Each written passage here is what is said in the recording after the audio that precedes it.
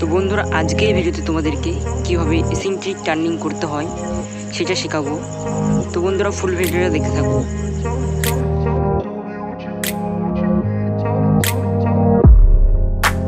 এক সাইডে চাপ থেকে এক সাইডে একটু উঁচু নিচু করতে হবে। হচ্ছে তুমি ধরো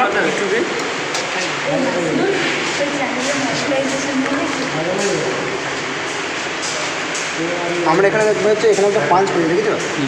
এই পাঞ্চের যে ডিস্টেন্সটা, এখান থেকে যে ডিস্টেন্সটা হচ্ছে 2 mm।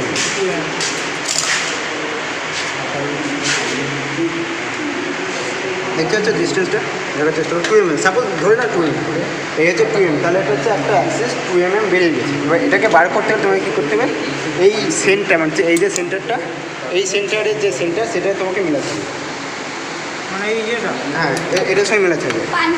পাঞ্চের লাইন, পাঞ্চ পয়েন্ট, পাঞ্চের লাইনটা করে নেওয়া হয়েছে, আগে সেন্টারটা দেখে নিতে হবে যে মাঝ বরাবর সেন্টার হচ্ছে। এটা হচ্ছে এসেন্ট্রিক টার্নিংয়ের জন্য দুটো সেন্টার বেরোবে, একটা হচ্ছে এই সেন্টারটা, এটা 2 mm, আর একটা সেন্টার হবে সেটা 6 mm, সেটা এখানে করা হয়নি। 2 mm সেন্টারটা বানানোর সময় আস্তে আস্তে কি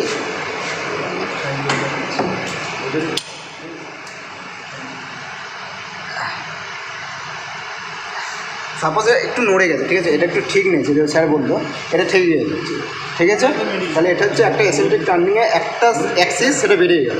এইভাবে বেরোনোর পর তুমি এটা সরালে, এবার তোমার কাজ হবে এই যে ডিস্টেন্সটা এইটুকুনি তুমি করছো, তখন কী করতে হবে, এসেন্ট্রিক টার্নিং করার জন্য গ্রুভিং যে টুলটা সেটা ব্যবহার করতে হবে। গ্রুভিং টুলটা ব্যবহার করার সময় তুমি ধরো এদিকে টানলে, এবার আমরা যে নর্মাল যে লিফটে যে ফেসিং বা যেটা কাজ করি সেটা হচ্ছে একদম কোনো কিচ্ছু না, এটা চালিয়ে দিই আর এটা গিয়ে যা সেরকমভাবে ঠেকিয়ে দিই। আর এই যে স্যাপটা এটা কিন্তু এইভাবে করে না, স্মুথলিভাবে একদম সমানে করে, এটা কি হচ্ছে ভাইব্রেট হচ্ছে, উঁচু নিচু হয়ে যাচ্ছে, এই এক্সেন্ট্রিকভাবে করে, আর এটা এক্সেন্ট্রিকভাবে বুঝেছে, এইটাই হচ্ছে এসেন্ট্রিক, এটাই হলো এসেন্ট্রিক। এটাকে তখন কী করতে হবে, তোমাকে আগে এইখানে নিয়েছে, তুমি যদি সাপোজ একদম যদি এইভাবে ডেপ দিয়ে দাও না, এটা ঘুরতে এটা ভেঙে যেতে পারে। এটা একটা জব স্টেপ টার্নিং করা হয়েছে, ঠিক আছে, এটার একটা সেন্টার আছে, ঠিক আছে, এই জবটার, ঠিক আছে।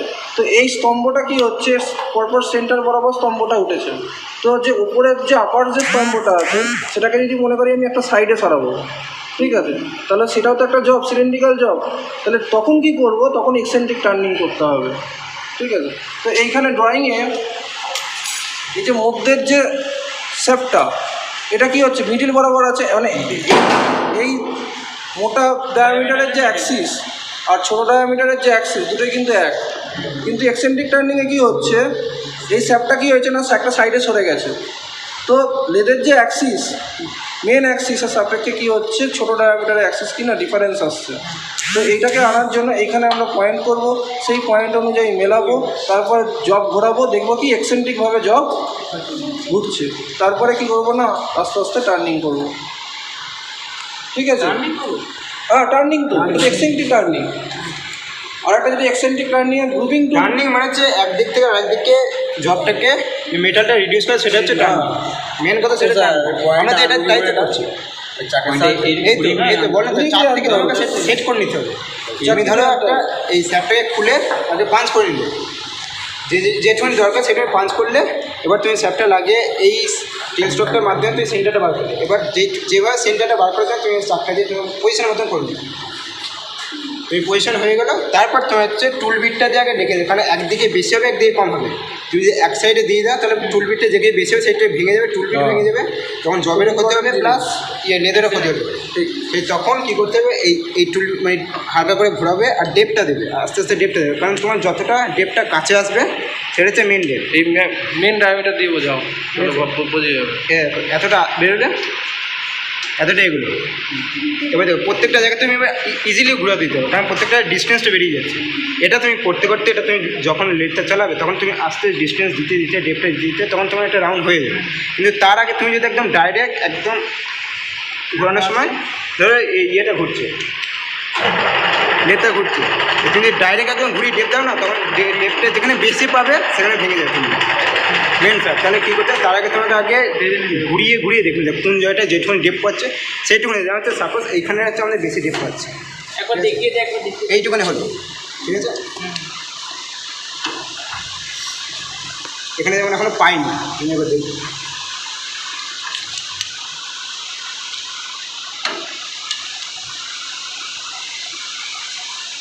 হচ্ছে আমরা ডেপ দিয়েছি, এবার দেখো টাচ হচ্ছে। আরে তোরা যদি নিচু করিস আমরা কি করে দেখবো? তুই দেখার জন্য তো উঁচু করতেই আছে। তাও আমি দেখতে পাচ্ছি না। এবার এর ওপরে তো তুলতে হবে। না, এই দিকটা দেখো, এই দিকটা দেখো, ঠিক আছে। দেখো এই ডিস্টেন্সটা দেখেছো কতটা বেশি। এসেন্ট্রিক টার্নিংয়ে একটা দিকে বিটটার সঙ্গে সবসময় ডিস্টেন্সটা খুব কম হয়, সেই জায়গাটা হচ্ছে এই জায়গাটা। এই জায়গাটা তোমার তাহলে ভেঙে গেছে এইটুকু ডিস্টেন্স, ওয়ান সাইডটা আছে, ঠিক আছে, ওয়ান সাইডটা আছে। তাহলে তুমি এদিকটা যেভাবে ঘোরাও কোনো দিকে থাকবে না। এবার চালিয়ে যাও, কোনো কিছু অসুবিধা নেই। এবার তুমি এই মিডল গিয়ে হালকা করে ডেপ দিবে, হালকা করে ডেপ দিবে, চালা হালকা করে ডেপ দিবে, হালকা একদম আস্তে। তুমি বেশি তার তুলবি, ঢুকে যায় চান্স 99% ওপর থাকে, যেটা অনেক বড় আমাদের হয়েছে। হলো, এবার তুমি আস্তে আস্তে এইদিকে মুখ করো, এইগুলো মুখ করে দাও। এটা হচ্ছে টার্নিং, এই হচ্ছে এসেন্ট্রিক।